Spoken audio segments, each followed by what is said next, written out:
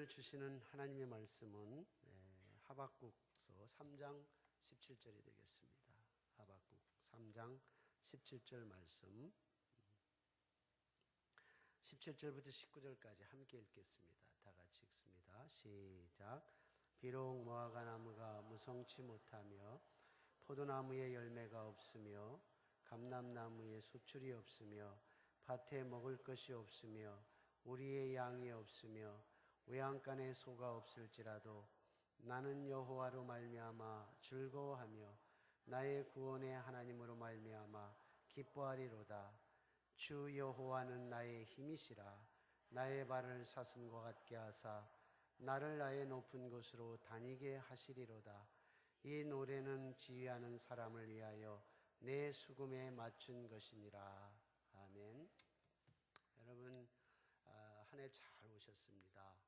2015년 이렇게 송구 영신예배, 영신예배를 필두로 해서 우리가 믿음의 작정을 하고 결단을 하고 한 해 동안 이렇게 마지막 오늘 52주, 사실 오늘 송년주일 아니에요. 마지막 2015년 마지막 송년주일입니다. 그동안 한 해를 이렇게 지나는 시간들을 돌아보면 희노애락들이 있었어요. 물론 즐겁고 또 기쁜 시간도 있었지만, 그러나 힘들고 어려운 상황과 환경에 처한 적도 있었단 말이에요. 그렇지만 중요한 것은 오늘 여러분 이 자리에 예배에 참여했다는 거예요. 하나님 앞에서 예배를 드리고 있다고 하는 것이 굉장히 중요한 거예요. 그래서 이 시간까지 인도해 주신 하나님을 찬양하고 하나님께 감사할 수 있는 시간이 됐으면 참 좋겠다고 생각합니다. 할렐루야. 우리가 한 해를 결산하지 말고 결산하면서, 한 해를 이렇게 결산하면서 잊지 말아야 할 게 있어요. 정말 우리가 마지막 시간을 보내면서 기억해야 할 가장 큰 축복이 뭘까? 한 해를 돌아보면서 내가 꼭 붙잡아야 할 게 뭘까? 그리고 더 발전시켜야 할 것이 뭐야 할까? 잊지 말아야 할 것이 무엇일까 하는 거예요. 여러분, 사실 돌아보면 참 어려운 상황도 많이 있었지만, 그러나 조금 전에 말씀드렸던 것처럼 이 자리에 앉아 있다고 하는 거예요. 그게 그 원인이 뭘까? 그건 바로 하나님이 그때도 함께 하실 거예요. 그래서 1년 내내 우리와 함께 하신 하나님, 임마누엘 하신 하나님, 그 하나님을 찬양합니다. 할렐루야. 그게 우리의 굉장히 큰 축복이에요. 우리가 절망 중에 있을 때, 고통 중에 있을 때, 슬픔 중에 있을 때, 괴로움 중에 있을 때, 그때도 여전히 우리 하나님이 함께 계셨다는 게, 이게 나는 신앙 고백이 됐으면 좋겠다는 거예요. 언제나 나의 신앙 고백. 오늘 이제 하박국 이 선지자가 굉장히 즐겁고 기쁜 얘기를 해요. 근데 이게 굉장히 이제 언밸런스라는 것은 이게 어떤 면에서 업앤다운이라는 게 굉장히 큰 갭이 굉장히 큰 상황이에요. 그러면 16절에 보니까 이거 뭐 전혀 이제 앞이 안 보이는 깜깜한 그런 상황이라는 거예요. 그런데 하나님 앞에 막 기도하는데 하나님께서 깨닫게 주신 말씀이 있어요.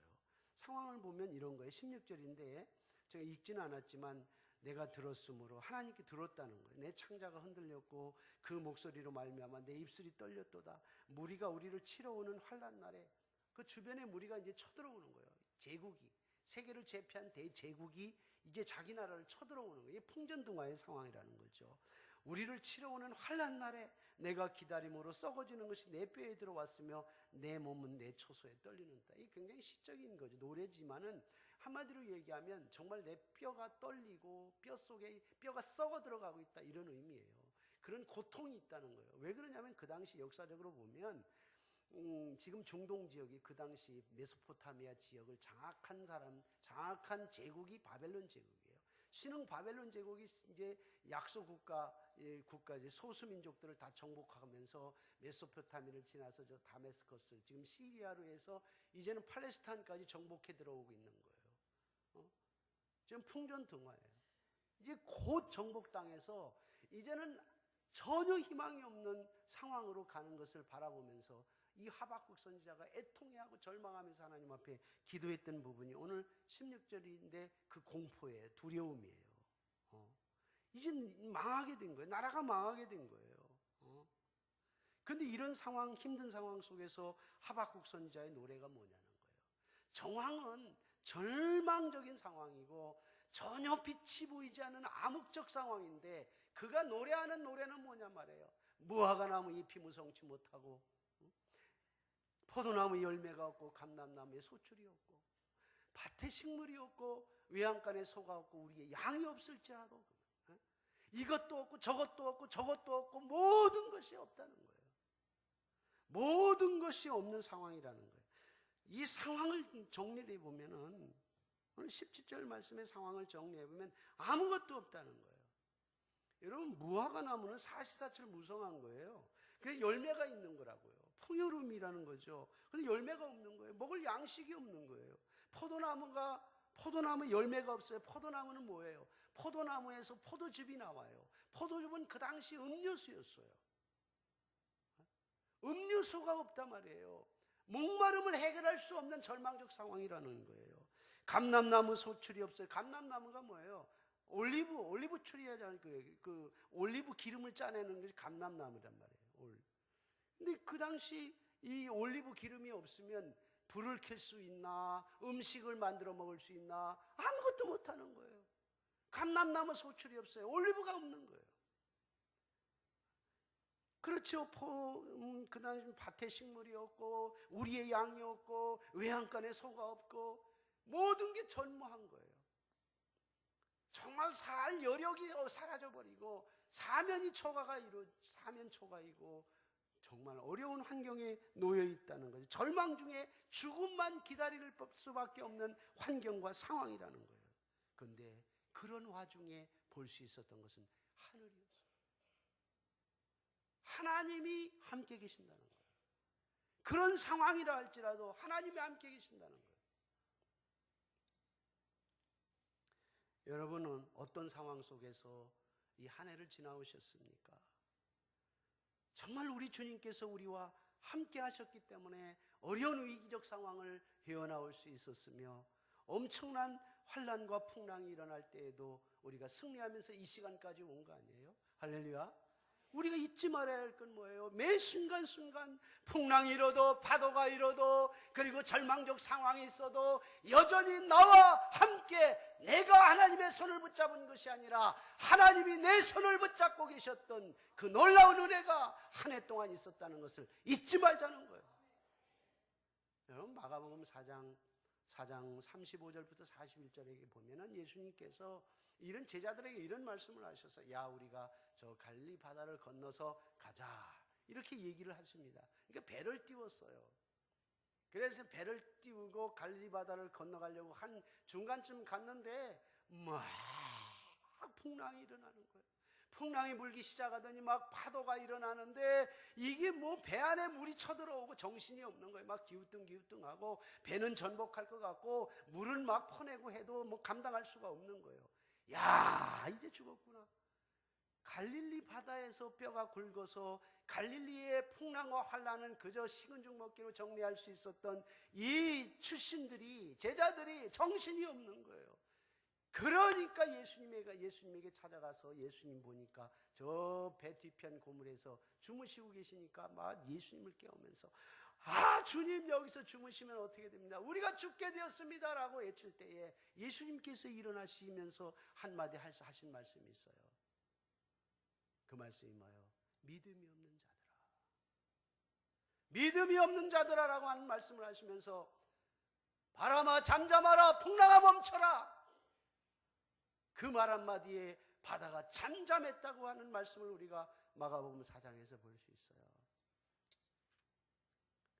여러분 풍랑이 일어요. 파도가 쳐요. 그래서 우리의 인생의 배가 전복될 것 같아요. 그렇다고 한다면 예수님께서 굳이 그 배를 타고 그 갈릴리 바다를 건너가자라고 말씀하지 않으셨을 거예요. 제자들은 끝까지 주님을 의지하고 믿고 자연이 우리의 인생을 해할 수 없고 파도와 풍랑이 자기의 인생을 해할 수 없다는 것을 가르쳐주기 위함이고 바로 하나님의 아들이 예수 그리스도임을 끝까지 믿기를 의지하고 따라가기를 원하셨던 주님의 모습이 거기서 발견할 수 있는 거예요. 어찌하여 믿음이 없느냐? 내가 있지 않느냐? 하나님의 아들 능력의 주님이고 구원의 역사를 이뤄내고 오병이어 5,000명을 먹고 12광주리가 남겼던 능력의 주님, 죽은 자를 살리고 문둥병자를 고치고 역사를 일으켰던 주님이 그 배에 함께 있지 않느냐는 거예요. 그 주님을 붙잡으면 염려할 거 없죠. 그저 풍랑이나 바람은 한 과정에 불과한 거예요. 파도가 넘실거려서 절대로 그 배는 전복될 수 없는 거예요. 주님이 계시기 때문에.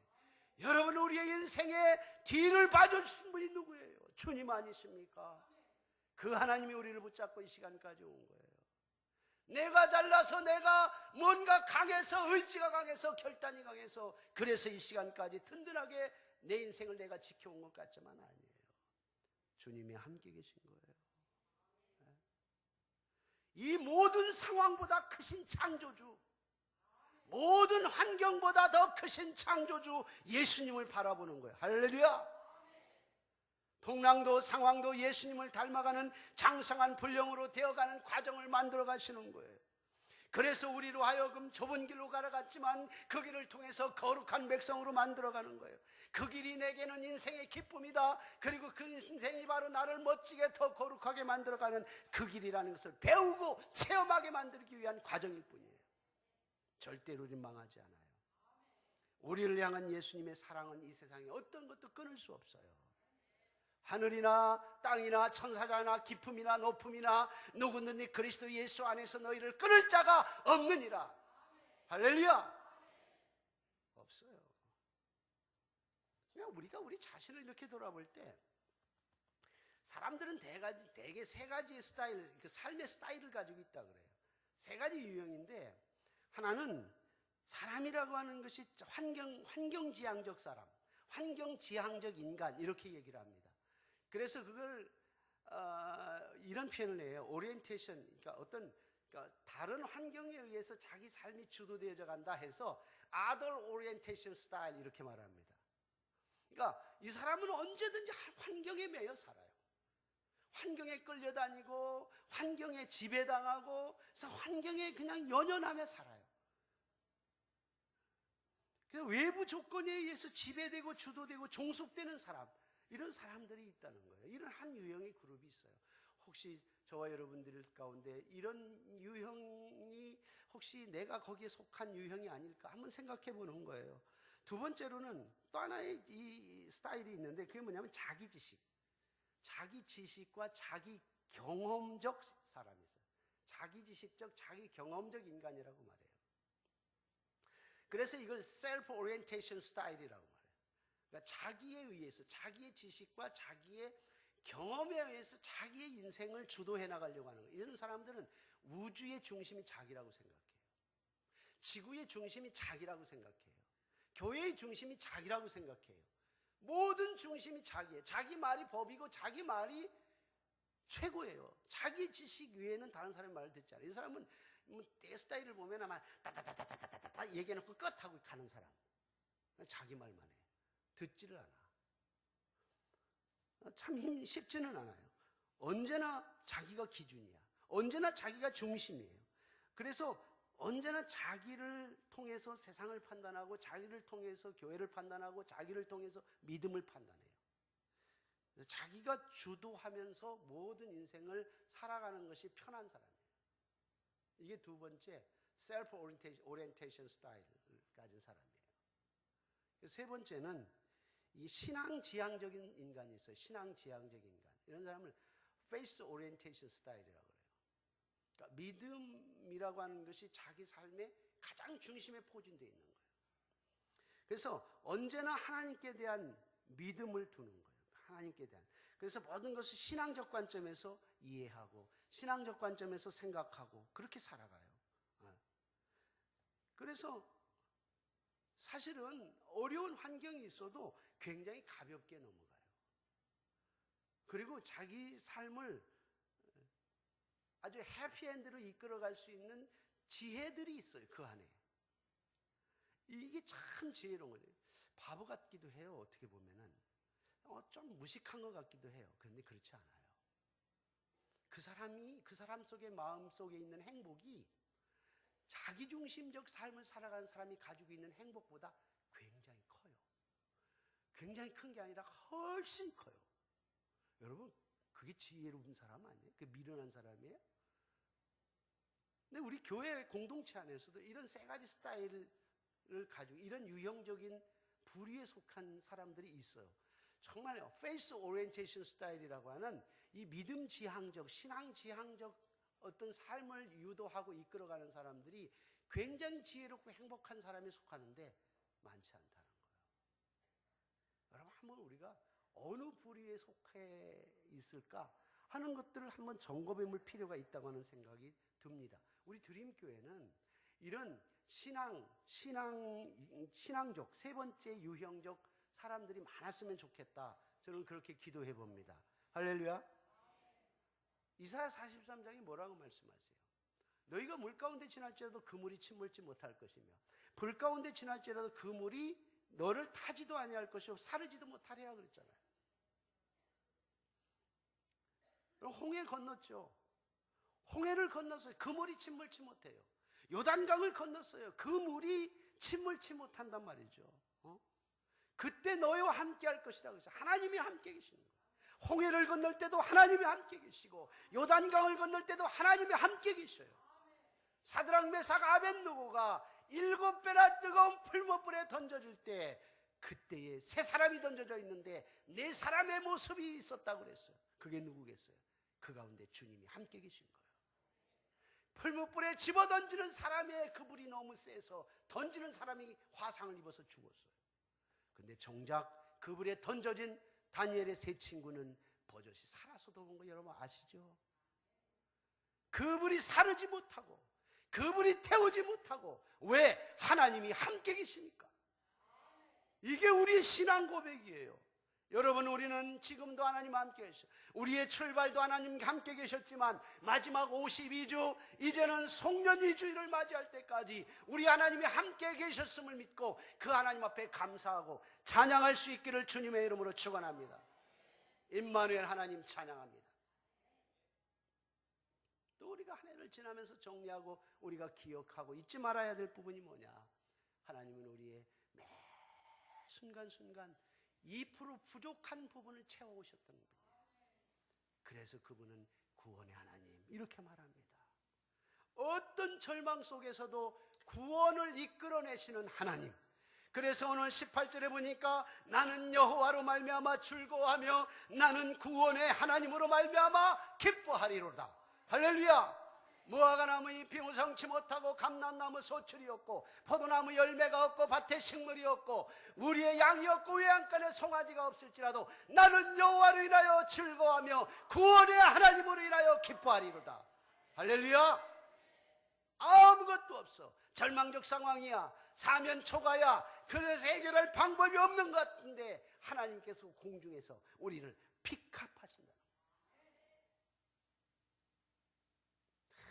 사망의 음침한 골짜기를 걸을지라도 깊은 웅덩이와 수렁에 빠져 있을지라도 하나님은 픽업해내세요. 하나님은 찍어 올리시는 분이에요. 우리를 구원하시는 하나님이십니다. 우리가 믿고 섬기는 하나님은 구원의 하나님이십니다. 이 구원이라는 말이 굉장히 포괄적인 의미예요. 우리의 영적 구원만 단순한 그런 의미만 담겨져 있는 것이 아니라 우리가 시험이 들면 시험에서 이기게 하고 부족하면 부족함을 채워주시고 질병이 있으면 우리를 치유해 주시고 비록 내가 어떤 환경이 개선되지 않아도 내 마음은 기쁨이 있고 즐거움이 있고 주님을 인하여 기뻐할 수 있는 은혜를 주신다는 거예요. 이게 구원의 의미예요.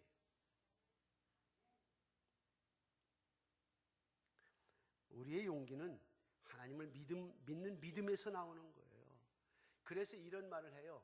우리의 믿음만큼 행동한다. 믿음만큼 행동한다. 한번 따라하세요. 믿음만큼 행동합니다. 믿음만큼 행동합니다. 믿음만큼 행동하는 거예요. 이건 아주 본능적이에요. 내가 아는 만큼 얘기하는 거예요. 그 이상 얘기 못해요. 그거는 우리 아이들을 보면 알 수 있어요. 아이들은 자기가 가지고 있는 힘만큼 드러내요. 이제 크고 작은 아이들이 놀이터에서 놀 때에도 자기만큼 자기가 발휘할 수 있을 만큼 행동을 해요. 그래서 큰 아이가 있으면 이렇게 희주구리하게 앉아있고 다른 자리도 차지하지 못하고, 근데 갑자기 부모가 나타나면 어디서 힘이 생겼는지 막 기가 살고 막 눈이 막 올라가고 그 큰 애들을 밀쳐내고 막 이래요. 그 힘이 있어요. 그 부모가 옆에서 힘을 공급해 주는 그 자기는 믿음만큼, 내가 가지고 있는 힘만큼 행동하는 거예요. 우리의 영적인 사람들은 영적인 믿음, 하나님을 얼마만큼 믿느냐에 따라서 그 믿음만큼 행동하는 거예요. 한번 생각해. 작은 믿음 갖고 있는 사람은 작은 믿음만큼밖에 살지 못해요.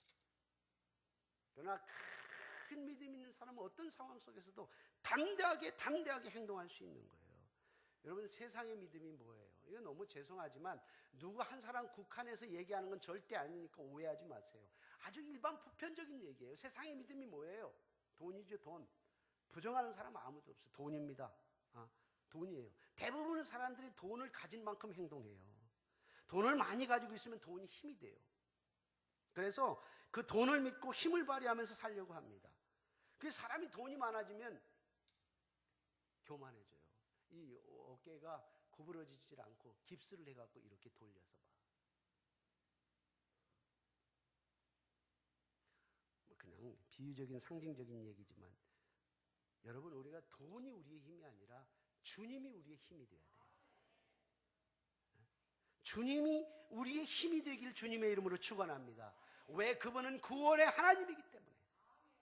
돈이 우리가 위기의 상황이면 구원해 줍니까? 해주는 부분도 있을 수 있겠죠. 여러분, 당장 병원에 가서 진단을 냈는데 암이라고 생각을 해보세요. 돈이 그거 해결해 주는 게 아니에요. 치료할 수 있으면 하나님이 치료해 줄 수 있는 거예요. 할렐루야. 우리가 한 해를 지나오면서 그 주님께서, 그 능력이 되시는 주님께서 순간순간 우리를 구원하시고 순간순간 우리를 채우시고 순간순간 우리를 이끌어 오셨다는 사실을 믿으시기 바랍니다. 그래서 오직 주님만 따라갈 수 있기를 주님의 이름으로 축원합니다. 오직 하나님만 바라는 믿음이 될 수 있기를 주님의 이름으로 축원합니다. 그래서 이사야 62장 1절에 보니까 이렇게 노래해요. 나의 영혼이 잠잠히 하나님만 바라며 나의 구원이 그에게서 나오는도다. 할렐루야, 할렐루야. 나의 영혼이 잠잠히 하나님만 바라며 나의 구원이 그에게서 나는도다. 그래요, 그렇죠? 우리가 하나님만 바라는 거. 왜? 거기에서 구원이 나오기 때문에. 그분이 나의 능력이기 때문에 그래요. 그래서 거기에 소망이 있기 때문에 잠잠히 주님만 바라보는 거예요. 그분은 나의 반석이시고 그분은 나의 산성이시고 요새이고 피할 바위이십니다. 그래서 그분을 즐거이 따라가고 내 평생의 여호와를 찬송하리라. 시편 기자는 그렇게 노래하는 거예요.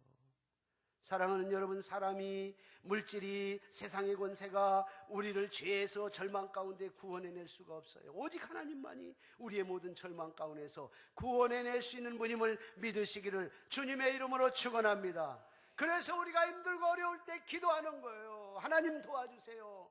내가 구원의 길이 없습니다. 하나님밖에 없습니다. 그렇게 하나님 앞에 기도하는 거예요. 애쓴다고 힘쓴다고 되는 게 아니에요. 문제가 생길 때, 어려움이 있을 때 기도하십시오. 하나님께 기도할 때 하나님이 그 기도를 들으시고 응답하시면 모든 문제가, 구원의 역사가 일어날 줄로 믿습니다. 우리가 절망 속에 있을 때 우리 하나님 구해주시는 분이에요. 구원의 하나님. 내가 여호와로 인하여 기뻐하며 여호와로 인하여 즐거워하며 그로 나의 구원의 하나님으로 인하여 기뻐하리로다 그랬어요. 아무것도 없어도. 시편 37편 4절에 보니까 또 여호와를 기뻐하라. 그가 내 소원에, 내 마음의 소원을 내게 이루어 주시리라 그랬어요. 하나님을 기뻐하면 하나님이 우리의 마음의 소원을 이루어 주십니다. 왜? 그분은 구원의 하나님이시기 때문에. 여러분, 한 해를 지나면서 이제 마지막으로 우리의 가슴 속에 깊이 새겨놓고, 그리고 2016년에도 그런 하나님으로 나를 인도해 주십시오라고 하는 간절히 소원하며 기도해야 할 것이 무엇일까요? 오늘 하박국 선지자가 얘기하고 있는 그 하나님은 어떤 하나님? 마지막으로 세 번째, 그분은 능력의 하나님이었어요. 능력의 하나님. 지금 바벨론이 침략을 해서 이제는 곧 초토화되고, 예루살렘이 초토화되고 이제는 절망 가운데 빠질 상황이지만, 그런 상황이라면 그래서 내 뼈가 썩어가는 것 같은 느낌을 갖고 두려움 속에 있지만, 그러나 아무것도 없을지라도 하나님으로 인하여 내가 능력을 얻으리라, 그렇게 노래하잖아요. 그 노래하는 것이 오늘 19절에 있습니다. 주 여호와는 나의 힘이시라. 그래서 나의 힘이시라, my power. 예수님은 나의 힘이에요. 여호와는 나의 힘이라, 나의 발을 사슴과 같게 하사 나를 높은 곳으로 다니게 하시리로다 그랬어요. 하나님의 힘이래요. 그런데 그 힘의 비유를 뭐라고 말씀하시냐면, 나의 발을 사슴과 같게 한대. 사슴. 우리는 뭐 사슴 전문가는 아니지만, 우리가 가끔 그 동물의 왕국, 인터내셔널 지오그래피 뭐 이런 데서 많이 이렇게 보여주잖아요. 사슴이 생존하는 게 뭐냐, 발에 힘이 있더라고. 발에 얼마나 잽싸게 빠른지. 발에 힘이요, 힘. 응? 나의 발을 사슴과 같게 하자. 사슴이 그냥 얼마나 그래서 나로 하여금 높은 곳을 다니게 한다. 서슴지 않게 한다. 높은 곳을 사슴은 더 잘 다녀. 그게 뭐 힘의 상징이죠. 하나님이 나의 힘이라는 것을 사슴에 비유해서 얘기하는데, 정말 승리의 고지를 향해서 다른 먹질할 때 지치지 않고 올라갈 수 있도록 구원의 하나님, 능력의 하나님이라는 거예요. 여러분, 하나님은 우리에게 이렇게 말합니다. 너희가 7번 넘어질지라도 8번 일어나게 하시는 7,008기 하나님이라. 여러분, 넘어지는 게 중요한 게 아니라 우리 일어나는 게 중요해요. 10번 넘어지면 11번 일어나는 거예요. 그런 하나님이란 말이죠. 이사야 선지자도 그런 얘기를 해요. 이스라엘 백성이 정말 어려운 상황에 있잖아요. 근데 하나님은 이렇게 얘기합니다. 꺼져가는 등불도 끄지 아니하시고, 그 다음에 상한 갈 때도 꺾지 아니하시는 하나님, 이런 표현을 하셨단 말이에요. 그런데 이사야 40장 7절에 27절 31절에 우리가 너무 잘 아는 말씀이에요. 제가 한번 읽어볼게요. 야곱아 어찌하여 내가 말하며 이스라엘아 내가 어찌하여 내 길은 여호와께 숨겨졌으며 내 송사는 내 하나님께 벗어난다 하느냐. 이 말이 이스라엘 백성들이 망한다는 거예요. 내가 기도해도, 내가 뭐 탄원을 해도 아무런 응답이 없어요, 이런 말이죠. 28절에 보니까 이렇게 응답을 합니다. 너는 알지 못하였느냐, 듣지 못하느냐, 영원하신 하나님 여호와 땅끝까지 창조하신 이는 피곤치 않으시며 곤비치 아니하시며 명철이 한이 없으시며 피곤한 자에게 능력을 주시며 무능한 자에게는 힘을 더하시나니, 소년이라도 피곤하고 곤비하며 장정이라도 넘어지고 쓰러지되 오직 여호와를 앙망하는 자는 새 힘을 얻으리니 독수리가 날개치며 올라감 같을 것이요 다른 박질하여도 곤비하지 아니하겠고 걸어가도 피곤치 아니하리라. 할렐루야. 그분이 세계를 다 아시는 분이에요. 지혜로우신 분이에요. 우리의 위기의 상황 속에 있을 때에도 하나님은 우리를 눈동자같이 바라보시면서 최악의 위기적 상황이 있을 때까지 기다리시면서, 그러나 정말 넘어질 것 같으면 그 아래에 하나님께서 받아내시는 하나님. 독수리가 자기 새끼를 훈련시킬 때 그 절벽에 집을 지어놓고 그냥 집에서 그냥 확 밀어버리는 거예요. 그래서 그냥 그 공중에서 그냥 막 떨어지려고 할 때, 마지막 땅에 곤두박칠 때 애매가 슉 날아와서 그 새끼를 안아서 또 둥지에 올리고 또 밀어뜨리고 또 들어서 둥지에 올리고 또 밀어뜨리고.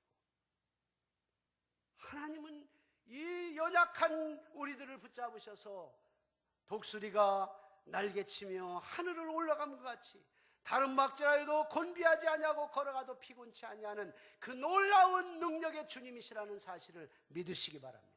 그런 은혜가 우리에게 있어요. 이 한 해를 지나면서 그 능력의 하나님이 우리를 붙잡아 주시고 우리를 밀어주시고 우리를 끌어주시고 이끌어주셨기 때문에 우리가 살았지.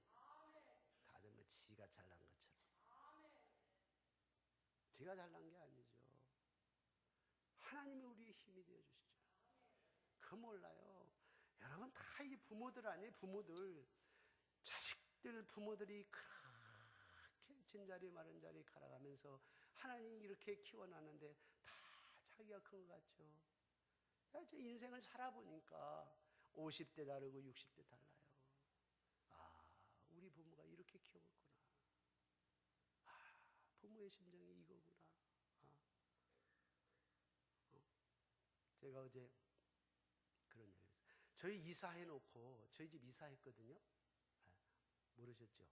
지난 월요일날 이사를 했는데 이사해놓고 짐 부려놓고 3일인가를 집을 안 갔어요. 목양실에서. 하여튼 어떻게 바쁘게 살았는지 하여튼 집을 안 갔어요. 이삿짐만 내려놓고. 근데 이제 어제 이제 성탄 예배를 드리고 이제 아이들이 다 집에 왔으니까 집에 가고 싶은 거예요. 상당 집에 가고 싶은 생각이 없는데 애들이 있으니까 집에 가고 싶은 생각이 드는 거예요. 이상해. 그래서 어제도 제가 여기 거의 9시 반까지 있었죠. 근데 뭐 딸내미가 아빠 와서 우리 저기 뭐 순대도 사놓고 떡볶이도 사놓고 어쩌고 하는데 와서 드세요.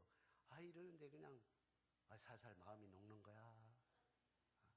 얼른 집에 가고 싶은 거예요. 부모의 심정이라는 게 참 이제 나이가 들어가면서 좀 뭐 어르신들에게는 죄송하지만 부모의 마음은 이거구나. 우리 하나님이 우리를 이 시간까지 이끌어 주셨는데 다 자기가 잘나서 이렇게 온 것처럼 생각해요. 하나님이 다 보시면서 그 능력으로 보이지 않는 그 능력으로 베풀어 주시고 이렇게 늦은 비와 이른 비로 태양으로 우리의 환경으로 상황으로 우리 하나님이 다 인도해 주셨는데 그걸 내가 잘난 것처럼 이렇게 이 시간까지 온 것처럼 착각한단 말이에요. 여러분 아니에요. 능력의 하나님이 우리 가운데 있었기 때문에 우리가 이만큼 이 자리 2015년을 살아온 줄로 믿으시기 바랍니다. 그거 잊지 말자는 거예요. 여러분 미즈노 겐조라는 사람에 대해서 여러분이 들어보신 분들이 있을 거예요. 이분이 2014년 10월 달에 책을 펴냈는데 물론 책 4권이나 펴냈어요. 근데 이분이 10살 때 초등학교 4학년 때 뇌속마비를 앓았어요. 그래서 전신마비가 된 거예요. 완전히 머리끝부터 발끝까지 움직일 수 없는 완벽한 전신마비 장애인이 된 거예요. 딱 한 가지 할 수 있었어요. 눈만 깜빡거릴 수 있었어요. 아무것도 할 수 없고. 그러니까 죽고 싶어도 죽을 수가 없는 거예요. 움직일 수가 없으니까. 눈만 깜빡밖에. 그래서 눈물을 흘리고 싶어도 눈물을 못 흘려요. 왜? 자기가 닦을 수가 없어. 눈물을 닦을 수가. 누군가가 눈물을 닦아줘야 되는데 닦아줄 사람이 없어서 마음 놓고 울지도 못했다 그래요. 정말 누워서 아무것도 할 수 없는 온몸이 전신마비로 누워있었던 이가 엄청난 절망 속에서 희망을 갖고 책을 4권이나 써냈어요. 그리고 엄청난 일본인들에게 감동을 주고 그리고 최고의 방송이라고 하는 NHK에서 이분을 다큐멘터리로 만들어서 방영을 했어요. 어떻게 이 사람이 이런 희망을 갖고 일어났을까? 그 12살 때였어요. 12살 때에 그의 어머니가 조그만 가게를 하고 있는데 그 집에 빵을 사러 왔어요. 어떤 사람이 빵을 사러 왔는데 그 사람이 성경책을 하나 주고 갔는데 그분이 목사님이었어요. 성경책을 하나 주고 갔는데 그 성경책을 어머니가 매일 읽으면서 이 미즈노 겐조에게 성경책을 읽어준 거예요. 매일 성경책을 읽어주는데 어느 날 그 성경책을 읽어주는데 막 감동이 일어나더니 예수 그리스도를 구주로 영접하게 돼요. 이 미즈노 겐조가. 그래서 너무너무 구원의 감격과 기쁨으로 이제는 절망과 슬픔의 눈물이 아니라 구원의 감격의 기쁨의 눈물을 흘릴 정도였어요. 그리고 희망을 갖기 시작했어요. 그리고 문자를 배웠어요. 문자를 엄마하고 사인을 해서 눈 깜빡이는 것으로 문자를 서로 간에 암호로 익혔어요. 그리고 엄마가 눈으로 깜빡깜빡거리는 문자를 기호를 읽고 시를 써내려가기 시작했어요. 그래서 시집을 1집, 2집, 3집, 4집까지 냈어요. 아무것도 할 수 없는 상황 속에서 얼마나 큰 희망을 찾은 거예요. 이 인생에 있어서. 그래서 이 NHK 일본의 최대 방송에서 이 미즈노 겐주 저 사람 어머니와 함께 찍었잖아요. 그래서 이 다큐멘터리로 만들어서 방송을 했고 일본 사람들에게 얼마나 많은 감동을 주었는지 그 후문이 뭐냐면 많은 사람들이 예수님을 믿었다는 거예요. 이 사람의 삶을 통해서. 여러분, 예수님이 얼마나 우리 인생의 능력이에요. 아무것도 할 수 없는. 지금 여러분 우리가 자유롭게 마음대로 할 수 있을 때 감사하세요. 정말 오기 부리지 말고. 이게 우리 인생의 행복이다 축복이다라고 생각해야죠. 뭐가 내가 잘나서 그런 것 같지. 능력의 하나님이 우리의 하나님이심을 믿으시기 바랍니다. 올해 한 해 살아오면서 이 능력에 하나님께서 함께 해주신 것을 믿으시기 바랍니다. 연약할 때 새 힘을 공급해 주시고 절망 가운데 있을 때 새로운 용기를 북돋아 주셨어요. 시험 가운데 있을 때 시험을 피해가게도 하시고 뛰어넘고 극복하게도 하셨습니다.